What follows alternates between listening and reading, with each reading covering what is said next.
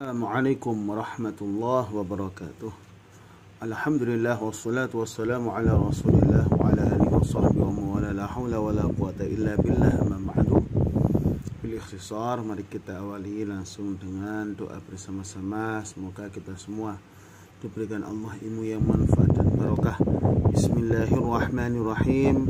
Rabbi shrah li sadri wa yassir li amri wahlul 'uqdatam min lisani yafqahu qawli. Anak-anakku, mari kita lanjutkan materi kita kemarin tentang birrul walidain, ya. Berbuat baik kepada orang tua dan guru kita. Kita lanjutkan yang B, ya. Bisa dibuka LKS yang sudah saya bagikan.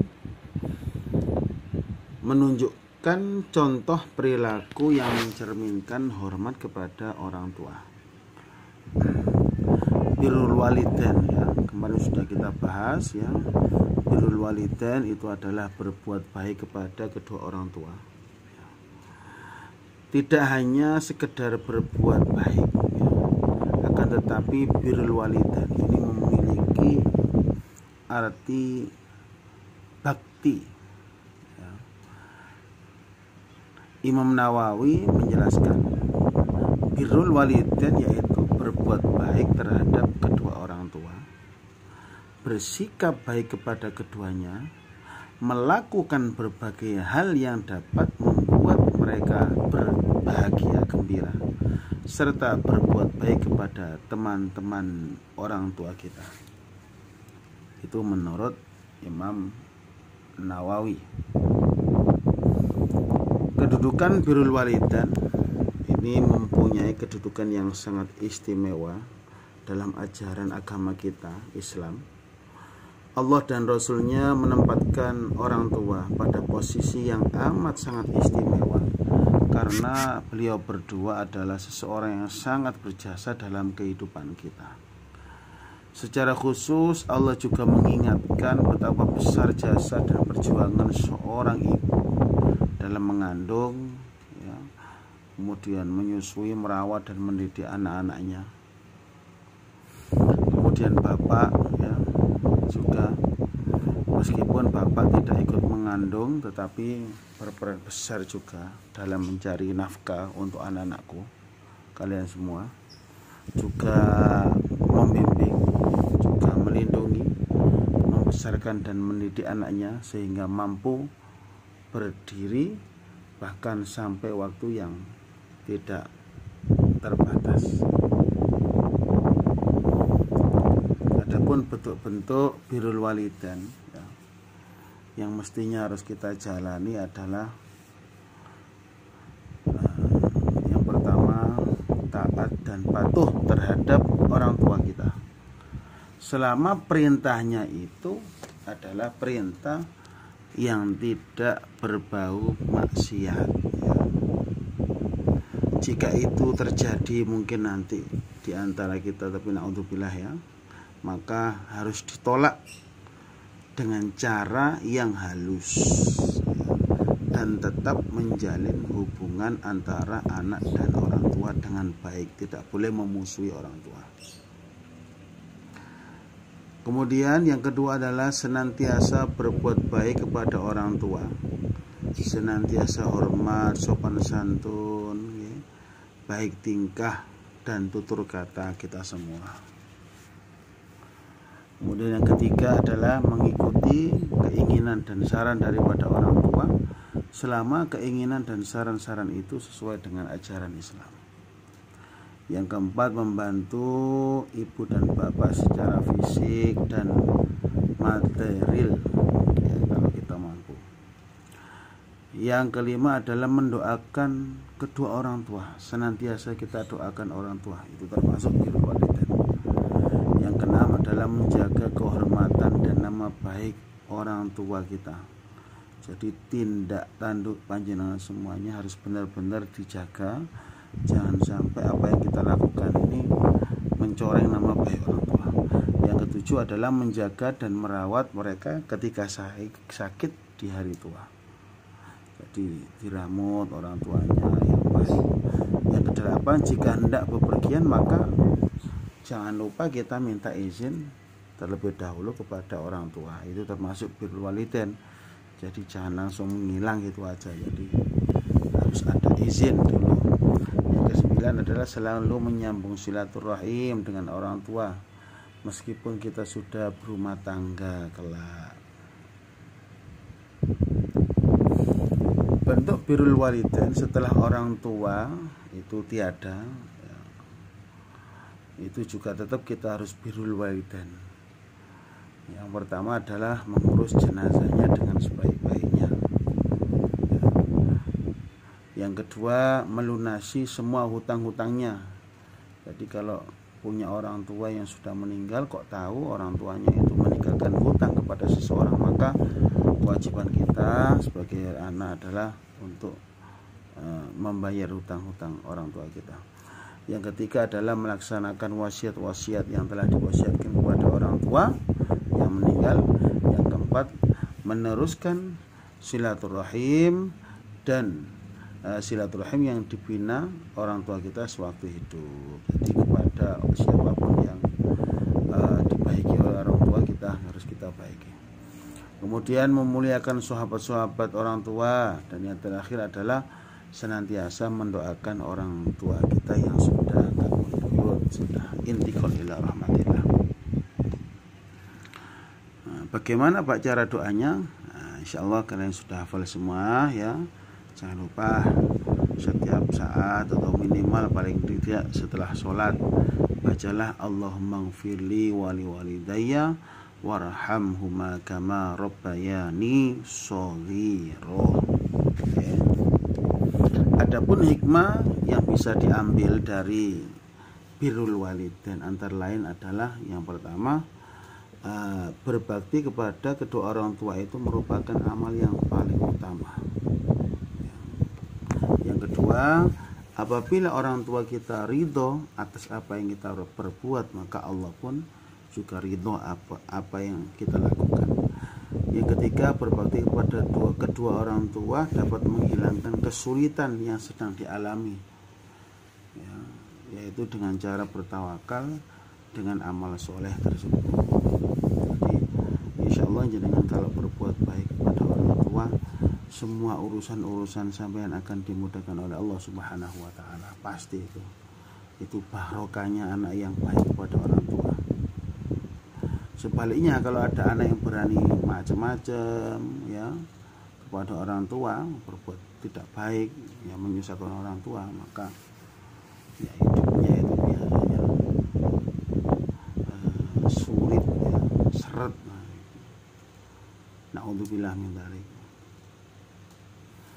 Nah, ini yang keempat, berbakti kepada orang tua, berbuat baik kepada orang tua itu adalah nanti hikmahnya akan diluaskan rezeki sama dengan lancar ya, nggak seret, dan akan dipanjangkan usianya.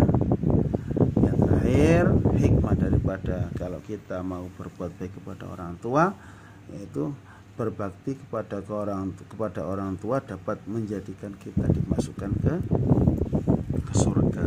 Allahumma amin. Nah, lawannya birrul walidain itu adalah uququl walidain. Nah, ini naudzubillah min dzalik. Uququl walidain adalah mendurhakai kedua orang tua. Durhaka kepada orang tua. Durhaka kepada orang tua adalah dosa yang amat besar yang dibenci oleh Allah Subhanahu wa taala, sehingga azabnya itu ya, itu disegerakan oleh Allah Subhanahu wa taala ketika kita masih di dunia, apalagi di akhirat ya, mesti tambah nemen ya. Adapun bentuk pendurhakaan seorang anak kepada orang tua ya, itu bermacam-macam dan bertingkat-tingkat.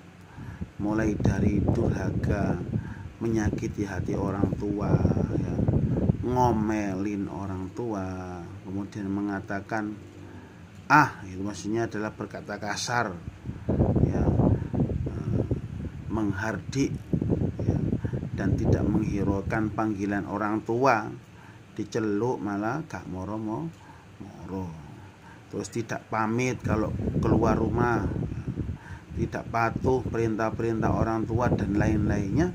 Ini semua tindakan yang mengecewakan atau menyakiti hati orang tua. Itu jangan sampai kalian semua melakukan uququl walidain. Nah, sekarang akhlak kita kepada seorang guru. Guru adalah orang tua kedua, ya, yaitu orang-orang yang mendidik murid-muridnya agar menjadi pribadi-pribadi yang lebih baik. Untuk itu wajib hukumnya, ya, bagi kita semua mematuhi orang tua termasuk guru selama perintah itu, ya, sekali lagi, selama perintah itu tidak bertentangan dengan agama kita. Demi untuk keberkahan dan kemudahan dalam meraih dan mengamalkan ilmu, ya, atau pengetahuan yang telah kita peroleh dari seorang guru, biar barokah, kalau bahasa Jawanya barokah manfaat ilmu kita, maka seorang murid haruslah memiliki akhlak atau etika yang benar kepada gurunya, ya. Apa saja sih Pak? Ya, ini berikut, ini adalah perilaku-perilaku yang mencerminkan akhlak seorang murid, ya. Yang pertama, seorang murid hendaknya memberikan salam terlebih dahulu kepada guru apabila kalian ini menghadap atau ketemu seorang guru. Sama ngawali nyopo dhisik gampangane, ya. Yang kedua adalah memuliakan, ya, tidak menghina atau mencaci maki guru, ya. Banyak sekali sekarang di zaman sekarang itu sama gurunya itu ngilok-ngilok. Naudzubillah, jangan sampai, agar ilmu sampean berkah. Yang ketiga adalah mendatangi tempat belajar dengan ikhlas, dengan penuh semangat. Rasulullah pernah dalam sebuah hadis menyebutkan, wa man salaka tariqan yaltamisu fi ilman sahalallahu lahu bihi tariqan ilal jannah. Barang siapa yang menempuh perjalanan untuk mencari ilmu, seperti kalian kalau ke sekolah, ya, itu mencari ilmu, maka Allah akan memudahkan bagi sampean semuanya, siapa saja yang mencari ilmu, untuk masuk surga. Kita semua termasuk, ya. Kemudian yang keempat adalah dia memperhatikan ketika guru sedang menjelaskan, jangan ramai sendiri. Nomor 5 adalah bertanya kepada guru bila ada sesuatu yang belum mengerti dengan cara yang baik, ya. Fas'alu ahla dzikri in kuntum la ta'lamun. Bertanyalah kepada orang yang berilmu, ya, jika kamu belum mengetahui. Jadi jangan diam saja, tapi ingat dengan cara yang baik. Kemudian yang nomor 6 adalah tidak bertanya dengan tujuan untuk mengujinya, ngetes gurunya, ya, dan menampakkan kepandaiannya karena wah saya ini lebih pintar daripada guru saya, jangan gitu, ya. Kemudian nomor 7 adalah menegur guru bila melakukan kesalahan dengan cara yang penuh hormat. Ingat, semuanya dilakukan dengan cara yang penuh sopan santun. Yang kemudian nomor 8 adalah sopan ketika berhadapan dengan guru. Misalnya gimana? Duduk dengan tawadhu, tenang, diam, ya, posisi duduk sedapat mungkin itu berhadapan dengan guru, ya, menyimak perkataan guru, dawuh-dawuh kita dengarkan sehingga tidak membuat guru mengulangi perkataan, ya, dan nggak ngulang-ngulangi sakno gurune, ya. Kemudian nomor 14, nomor 9, ya, berkomunikasi dengan guru secara santun lemah lembut. Kalau ngomong sama guru itu harus sopan, ya, sopan. Kemudian nomor 10, seorang murid hendaknya tidak mendahului jalannya ketika sedang berjalan bersama guru. Jadi kalau bisa orang tua, guru kita itu lebih dahulu jalannya. Kemudian nomor 11, murid haruslah berkata jujur apabila guru menanyakan sesuatu kepadanya, yang jujur. Kemudian nomor 12, mengamalkan ilmu guru kita dan membaginya kepada orang lain. Jangan dipek sendiri ilmu itu. Itu. Baik anak-anakku, bagaimanapun juga guru merupakan orang tua yang kedua, ya, bagi kita semua setelah orang tua kandung kita, ya, yang di rumah. Jadi sebagaimana kita menghormati orang tua kita sendiri di rumah, maka kita pun harus menghormati guru kita. ya.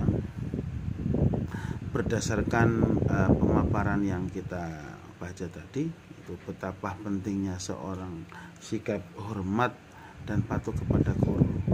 Dengan menghormati seorang guru, kita akan mendapatkan berbagai macam hikmah, ya, keberkahan. Di antaranya adalah ilmu yang diperoleh akan menjadi berkah dalam kehidupan kita. Itu kalau kita hormat pada guru, manfaat, ya. Yang kedua, akan lebih mudah menerima pelajaran yang disampaikan oleh guru kita.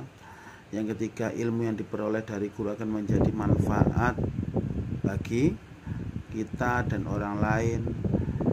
Yang keempat adalah akan selalu doakan oleh guru kita. Ketahuilah aku, ya, guru-guru sampean semua itu mendoakan sampean, ya. Sampean kalau berbuat baik pada guru nanti dapat cipratan doanya. Yang terakhir, akan membawa keberkahan, memudahkan urusan kita, serta dianugerahi nikmat yang lebih besar dari Allah Subhanahu wa taala. Baik, ini semoga kita semua senantiasa dapat bimbingan dari Allah Subhanahu wa taala untuk bisa berbuat baik kepada kedua orang tua kita, juga kepada guru-guru kita. Baik, semoga manfaat barokah. Sampai sini, assalamualaikum warahmatullahi wabarakatuh.